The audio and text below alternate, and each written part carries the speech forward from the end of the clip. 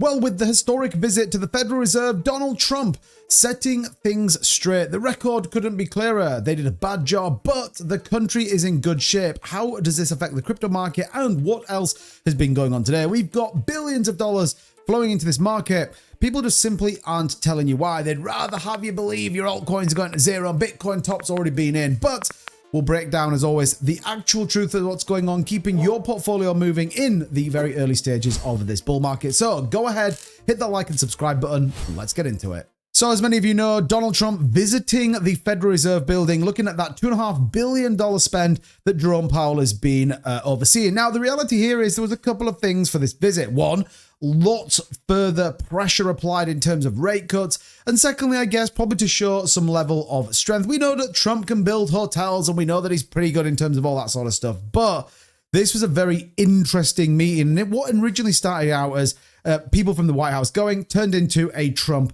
visit, chaperoned or taken round, you can see here on the picture, by Jerome Powell. And as always, in true Donald Trump fashion, they did actually take a few questions. I think we hear the president. Let's tune in. With the chairman, as you know. Chairman, come on over. And we're just taking a look at what's happening. You know, it's a tough construction job. They're building basements where they didn't exist or expanding them, and a lot of very expensive work. There's no question about it. And Tim has been with me for a long time, and you're in charge of the committee. Indeed. One of the reasons why we wanted to see it was the overruns of the expenses, wanted to figure out why. Yeah. So we're taking a look, and it looks like it's about $3.1 billion. It went up a little bit, or a lot. So the 2.7 is now 3.1. I'm not aware of that. Yeah, it just came out. Yeah, I haven't heard that from anybody at the Fed. I mean, marginally awkward, let's just talk it like that. But they went on to take a few questions, and obviously the big debate is around interest rates. Is too late Powell actually going to drop those rates? Well, the kind of key things that came out of it were this. Powell told the country was in really good shape, and I think that's very much aligned to some of the macro data that we're getting.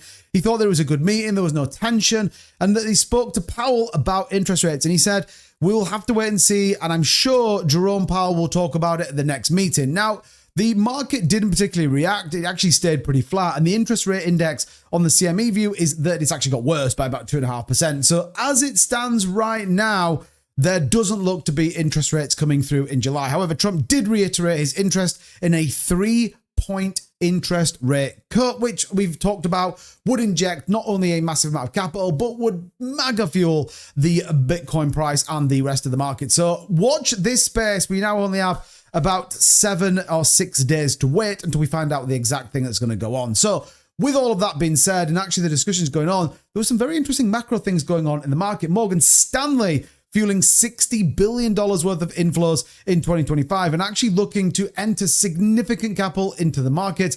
They have a strong institutional market. A lot of their customers want to get involved, and they are vigorously trading on the Chicago Mercantile Exchange, or the CME, with venture capital investment. So this is only going to get bigger. As we've talked here on the channel, investment from big banks, big businesses are coming in. And actually, this is what's propped up the market today, in line with guess who's back. It isn't Slim Shady, it's iShares, and they are buying once again on Bitcoin. 1,203 back in the market after a couple of days of not purchasing anything. Exactly as I thought.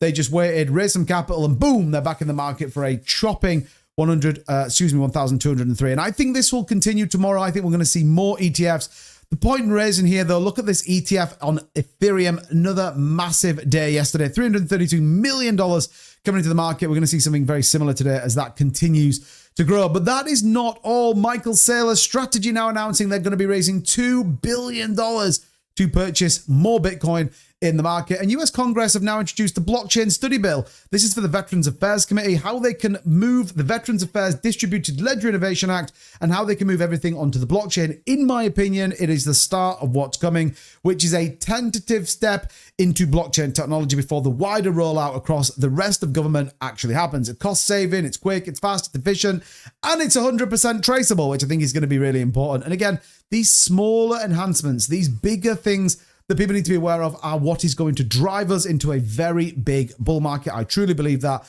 as we start to see things build out. And I'm not the only one that believes that. We already heard Morgan Stanley, $60 billion. We got Nativo Resources now activating Bitcoin holdings for its treasury reserve as well yesterday. So exactly as we've been talking about on the channel, treasury reserves, Ethereum reserves, XRP reserves are still open to a debate. I think they're coming. Many people may disagree with me, but I think, again, this absolutely signifies the amount of capital that's flowing into this market. So we had a very interesting day. Some might say actually 2-bit today was super boring. Markets held up. There is obviously a significant amount of volatility going on, but all eyes now look forward. Will Jerome Powell drop interest rates? He's got immense pressure from Donald Trump. You saw how awkward that interview was. The now building of the Fed is $3.1 billion, another massive overfund. The pressure right now is unbelievable on Jerome Powell, and his only way out, in my opinion, is to cut rates. And if he does, well, it's like pouring petrol onto a bonfire. XRP, Bitcoin, Ethereum, every coin you have in your portfolio, in my opinion, is going to skyrocket. And it's worthwhile keeping up to date with what's going on the channel. The way to do that, by the way, head down there, hit that subscribe button. Don't forget to turn that notification bell. Remember, we break down the markets every day, bringing you the most up-to-date and non-bull nonsense content that you guys need to make sure you've got for this bull market cycle. So let me know what you think in the comments as always. Do you think Jerome Powell cuts those rates on July 30th? Until next time, thanks for watching. I'll see you soon. Bye-bye.